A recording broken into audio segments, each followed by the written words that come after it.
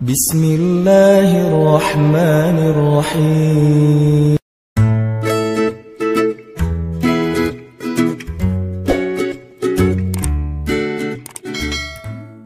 الحمد لله رب العالمين حمدا كثيرا طيبا مباركا فيه كما يحب ربنا ويرضى أشهد أن لا إله إلا الله وحده لا شريك له وأشهد أن محمدا عبده ورسوله لا نبي بعده اللهم صل وسلم وبارك على محمد كما ذكره الذاكرون الأخيار وصل وسلم وبارك على سيدنا محمد ما اختلف الليل والنهار وصل وسلم وبارك على سيدنا وحبيبنا ومولانا محمد وعلى المهاجرين والأنصار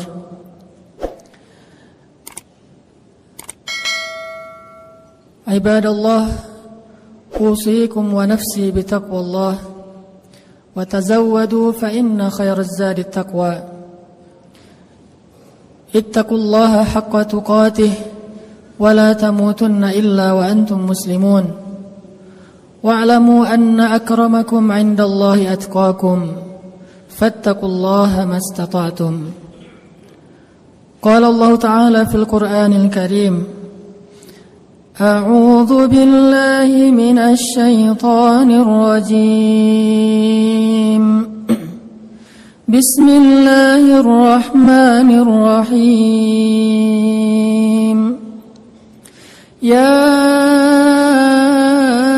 أيها الذين آمنوا لا يحل لكم أن ترثوا النساء كرها ولا تعضلوهن لتذهبوا ببعض ما آتيتموهن إلا أن يأتين بفاحشة مبينة وعاشروهن بالمعروف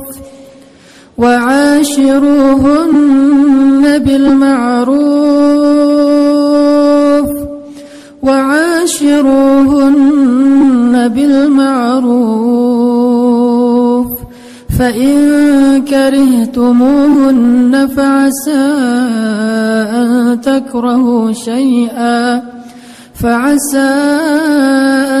تكرهوا شيئا ويجعل الله فيه خيرا كثيرا صدق الله العظيم. Jemaah Jumat yang dirahmati Allah Subhanahu wa taala.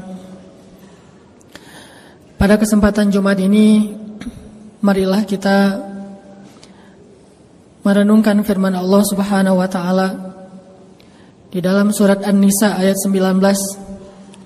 Satu di antara sekian banyak ayat yang mengajarkan kita bagaimana meningkatkan ketakwaan kepada Allah Subhanahu wa taala. Pada kesempatan ini kita akan mengangkat sebuah tema yang penting sekali bagi kita semuanya. Terutama tema ini sangat tepat dibawakan dalam majelis sholat Jumat karena hampir seluruh yang hadir adalah laki-laki. Maka marilah kita renungkan bagaimana perintah Allah Subhanahu wa taala kepada laki-laki, kepada para suami agar mereka memuliakan istri-istri mereka.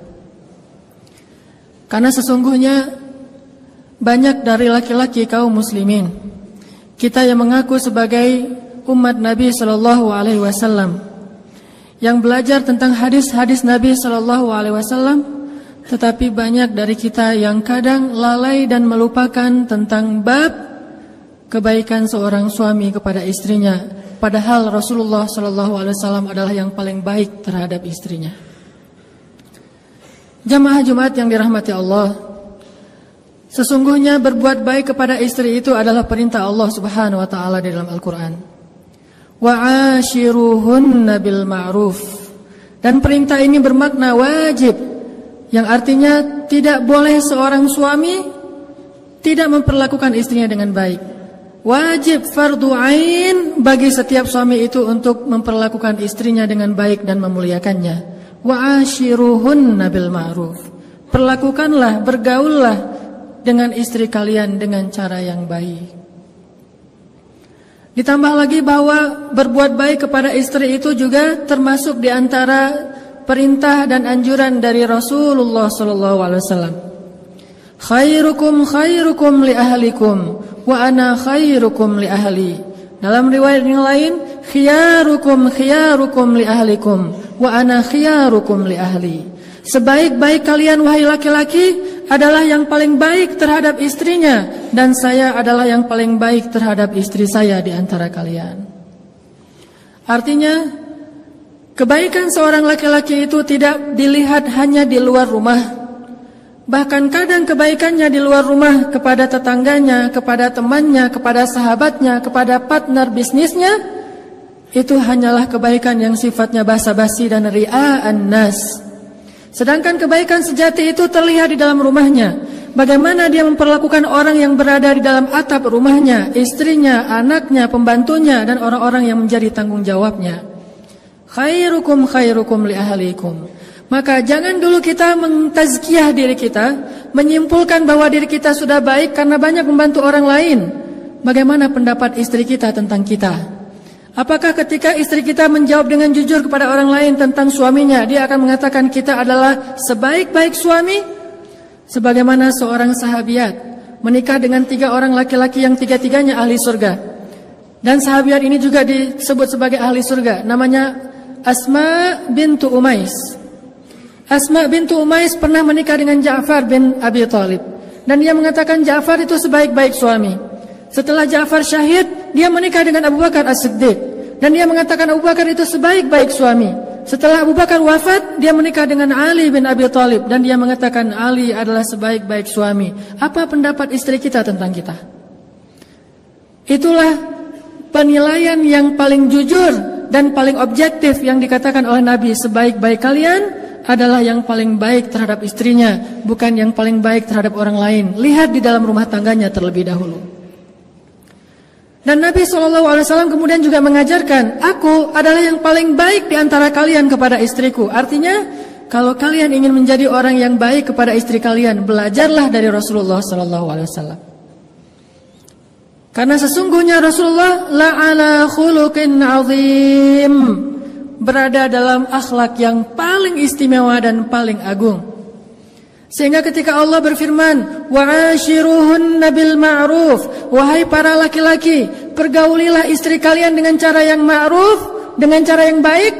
Lalu kita bertanya, ya Rabb, bagaimana cara kami mempergauli istri kami dengan cara yang baik? Maka Nabi menjawab, contohlah kepadaku. Contohilah Rasulullah dalam memperlakukan istri beliau. Sesungguhnya beliau sebaik-baik teladan dan contoh bagi orang yang beriman. Ada beberapa kisah tentang bagaimana sabarnya Rasulullah terhadap istrinya. Karena dari semua kebaikan suami kepada istri, ada satu kata kunci yang mencakup semua kebaikan suami kepada istri adalah sabar. Menjadi suami yang dermawan butuh kesabaran. Menjadi suami yang penyayang butuh kesabaran. Menjadi suami yang mampu bersabar dalam mendidik atau baik dalam mendidik juga butuh kesabaran. Mungkin salah satu kata kunci untuk menjadi baik kepada istri itu adalah memiliki sifat sabar di atas rata-rata. Ada seorang sahabat bertanya kepada Rasulullah SAW, ya Rasulullah, berapa kali harusnya seorang suami bersabar terhadap gangguan istrinya dalam satu hari? Berapa kali idealnya seorang suami bersabar terhadap istrinya dalam satu hari? Mungkin kata-kata istrinya, mungkin sikap istrinya, mungkin raut wajah istrinya, mungkin ketidaktaatan istrinya, mungkin bantahan istrinya, mungkin. Berapa kali idealnya seorang suami yang salih, suami yang beriman, bersabar terhadap kekurangan istrinya dalam satu hari? Maka Rasulullah SAW menjawab 70 kali. Pertanyaannya, sudah berapa kali dalam sehari kita mendapatkan rasa tidak nyaman dari istri kita? Apakah kita menghitung sampai 70 kali? Seandainya belum 70 kali, maka Nabi seolah-olah mengatakan harus sabar. Ya Rasul, sudah 30 kali, sabar. Ya Rasul, sudah 40 kali, sabar. Sampai 71, maka baru kita boleh mengambil tindakan-tindakan yang diajarkan di dalam surat An-Nisa. Maka kesabaran yang baik, sabran jamila, sabar yang indah yang diajarkan di dalam Al-Quran. Kalau dalam bab suami istri adalah bersabar sebanyak 70 kali dalam sehari terhadap kekurangan dan gangguan istri kepada suami. Banyak suami yang ketika istrinya sekali membuat dia tidak nyaman, dia langsung menjudge bahwa istrinya ini istri durhaka, bahwa istrinya ini tidak taat kepada suami, bahwa istrinya begini dan begitu. Dan yang lebih parah lagi, terlalu mudah mengeluarkan kalimat saya talak kamu, atau kamu pulang kepada orang tuamu, dan seterusnya dan seterusnya. Padahal dia belum merasakan kesabaran sampai 70 kali dalam sehari. Dan tidak usah 70 kali, bahkan mungkin 10 kali pun tidak dalam sehari. Lihat bagaimana kesabaran Rasulullah SAW terhadap istrinya. Ada banyak kisah.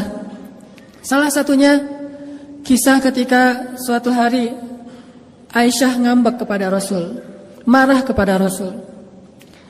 Karena marah kepada Rasul, dan tidak disebutkan dalam cerita itu kenapa marah, tapi kita husnuzon, Rasulullah SAW orang yang mulia, Aisyah juga orang yang baik, mungkin ada kesalahpahaman atau cemburu.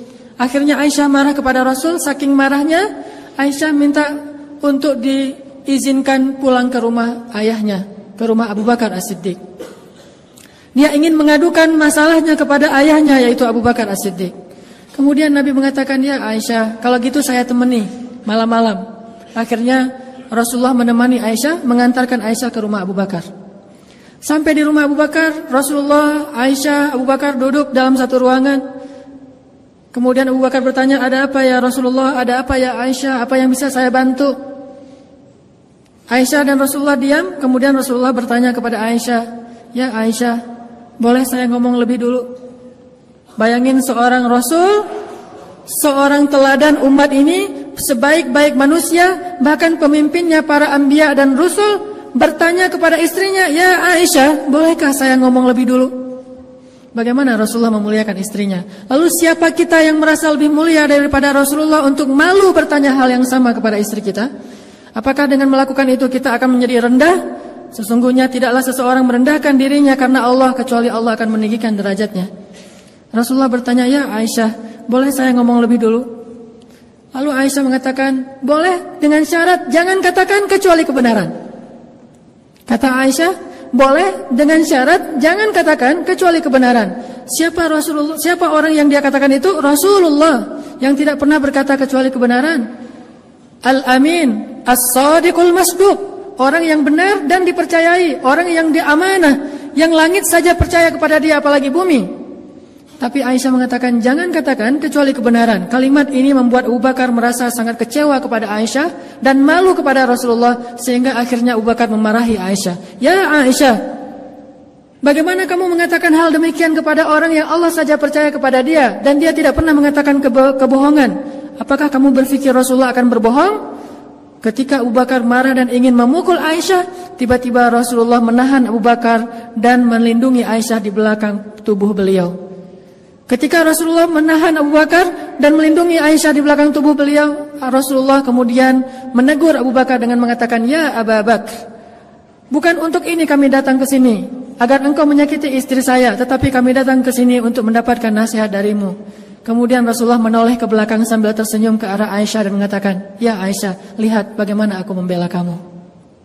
Ini kesabaran Rasulullah SAW. Diperlakukan dengan kata-kata yang mungkin bagi seseorang yang merasa dirinya soleh, ahli ibadah, banyak tanggungan, seorang pemimpin, merasa dirinya mulia, ketika istrinya mengatakan hal demikian di depan orang lain, dia akan tersinggung.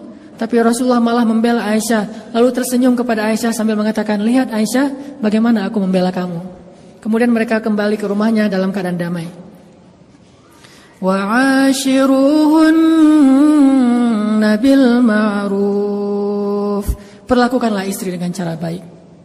Kemudian dalam kisah yang lain, bagaimana Nabi orangnya easy going, gak terlalu kaku, gak gampang baper terhadap istri. Dalam sebuah adegan, suatu malam Rasulullah SAW, atau suatu hari Rasulullah SAW sedang duduk bersama Aisyah di rumah. Waktu itu Rasulullah tidur di atas pangkuan Aisyah. Dan hari itu Aisyah baru saja membuat kue khusus buat Rasulullah. Tiba-tiba datang istri Nabi yang lain, namanya Saudah. Saudah ini salah satu istri Nabi yang tua. Datang kemudian bertamu ke rumah Aisyah, duduk di antara Rasulullah dan Aisyah. Karena Saudah waktu itu bertamu, Aisyah berkata kepada Saudah, "Ya Saudah, ini kue buatan saya loh. Coba kamu rasain, coba kamu makan," kata Aisyah kepada Saudah. Saudah ingin menggoda Aisyah dan mengatakan, "Saya tidak akan menyentuh kue itu." Kata Aisyah, "Ini buatan saya, insya Allah enak, Rasulullah aja makan." Kata Saudah, "Enggak, saya enggak akan makan." Karena tersinggung, akhirnya Aisyah mengatakan, "Ya Saudah, kalau kamu tidak makan, saya lempari tepung ini ke wajah kamu." Kata Saudah, "Sok aja, silakan." Saudah lagi godain Aisyah karena Aisyah anak kecil. Akhirnya Aisyah karena tersinggung, dia ambil tepung bekas buat kue tadi dilempari ke wajah Saudah. Tadi Rasulullah sedang dalam keadaan duduk dan tiba-tiba Rasulullah mengangkat kakinya dan meletakkan di atas paha Aisyah seolah-olah manja. Tapi sebetulnya Rasulullah menahan tubuh Aisyah dengan kakinya sehingga Aisyah tidak bisa bergerak. Lalu Rasulullah melirik ke arah Saudah dan memberi isyarat, "Balas wahai Saudah." Jadi Aisyah melempari Saudah dengan tepung, Rasulullah menahan kaki Aisyah dan melirik ke arah Saudah dan memberi isyarat, "Balas." Lalu Saudah membalas dengan melemparkan tepung ke wajah Aisyah. Akhirnya mereka saling lempar-lemparan tepung. Rasulullah hanya tersenyum saja, tiba-tiba terdengar suara salam dari seorang sahabat, Umar bin Khattab. "Assalamualaikum." Langsung Saudah dan Aisyah lari masuk ke dalam kamar karena takut kepada Umar bin Khattab. Lalu Rasulullah membukakan pintu, Umar masuk. Tiba-tiba Rasulullah senyum-senyum. Umar bertanya, "Ya Rasulullah, kenapa engkau tersenyum? Ada apa?" Rasulullah mengatakan, "Lucu," kata Rasulullah. "Ada apa ya Rasul?" "Itu istri-istri saya, barusan mereka lempar-lemparan tepung, tapi begitu datang kamu mereka langsung lari ke dalam kamarnya karena takut kepadamu." Mendengar kata-kata ini, Umar tersinggung kepada istri Nabi dan kemudian berteriak, "Wahai istri-istri Nabi, kalian takut kepada saya tetapi tidak takut kepada Rasulullah?" Lalu istri Nabi di dalam kamarnya menjawab, "Ya, karena engkau seorang yang ghalidun syadid, orang yang kasar lagi keras, sedangkan Rasulullah itu orang yang halim, orang yang sangat menahan amarah dan lembut." Kemudian Umar pun tertawa dan selesailah urusan di antara mereka. Tidak terlalu diambil serius, tidak terlalu kaku. Dan jangan melihat sejarah ini dari sudut pandang fikih. Kadang-kadang kita melihat sejarah dari sudut pandang fikih dan menjudge sejarah. Di antara contoh menjudge sejarah itu kita akan bertanya, "Lah itu kan tepung jadi mubazir. Bukankah kita tidak melihat adegan aslinya? Mungkin saja tepung itu masih bisa dikumpulkan lagi dan dipakai untuk membuat kue yang berikutnya." Jadi jangan menjudge sejarah karena kita tidak menyaksikan sejarah. Ambil saja hikmah dan mau'izahnya. Sesungguhnya Rasulullah bersabar dan salah satu cara Rasulullah sabar, Rasulullah gak gampang baper terhadap istrinya, baik kata-kata, sikap dan seterusnya, sehingga beliau tetap wa'ashiruhunna bil ma'ruf. Barakallahu li wa lakum.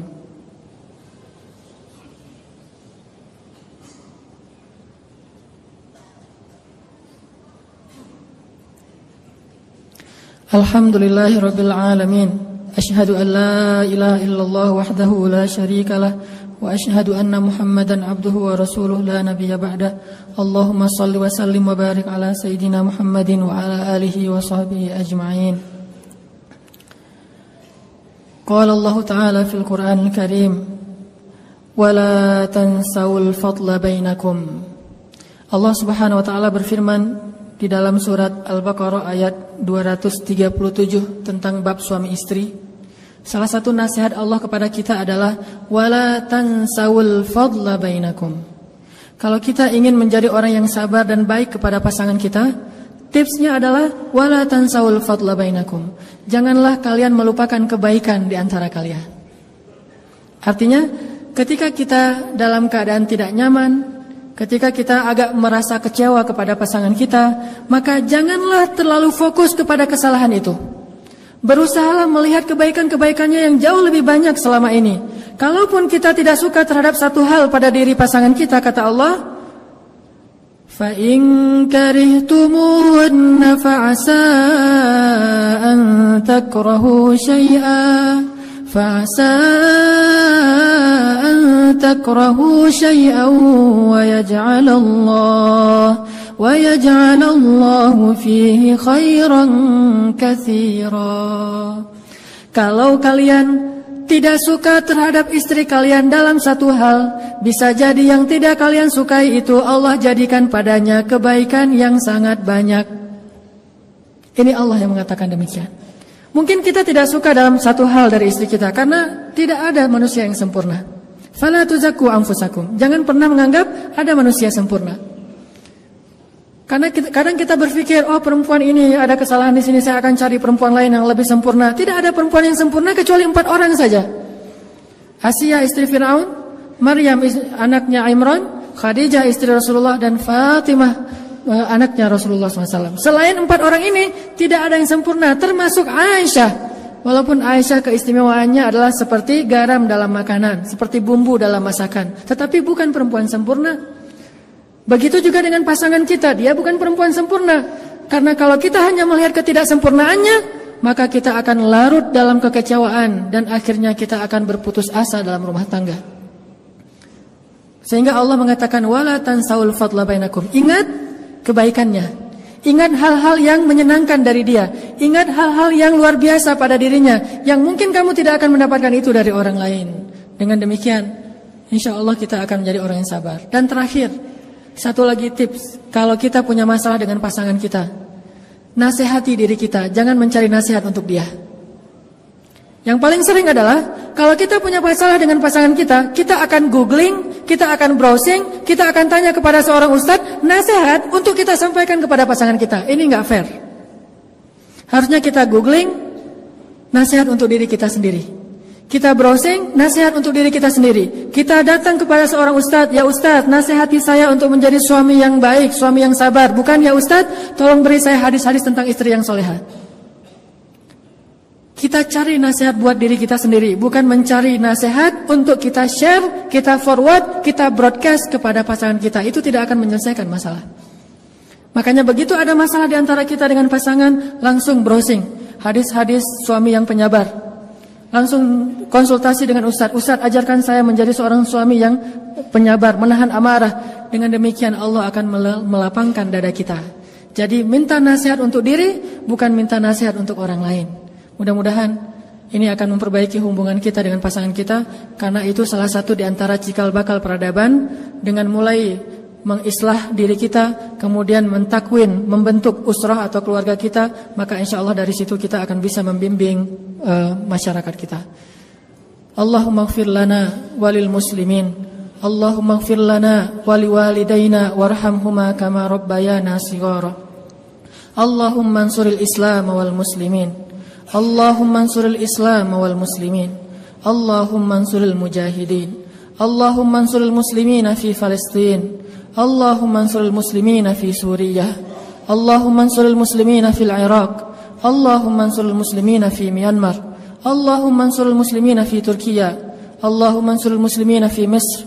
Allahumma inna nas'aluka an tuharriral masjid al-aqsa al-mubarak min aydil yahud, an tuharriral masjid al-aqsa al-mubarak min aydil ghasibin. Allahumma ansuril mujahidin ووحد صفوفهم وسدد رميهم واشفي جرحاهم وارحم أمواتهم وشهداءهم. اللهم اشفي صدور المسلمين. ربنا آتنا من لدنك رحمة وهيئ لنا من أمرنا رشدا واجعل لنا من كل ضيق مخرجا ومن كل هم فرجا ومن كل عسر يسرا. ربنا هب لنا من الصالحين، ربنا هب لنا من أزواجنا وذرياتنا قرة أعين واجعلنا للمتقين إماما. ربنا آتنا في الدنيا حسنة وفي الآخرة حسنة وقنا عذاب النار.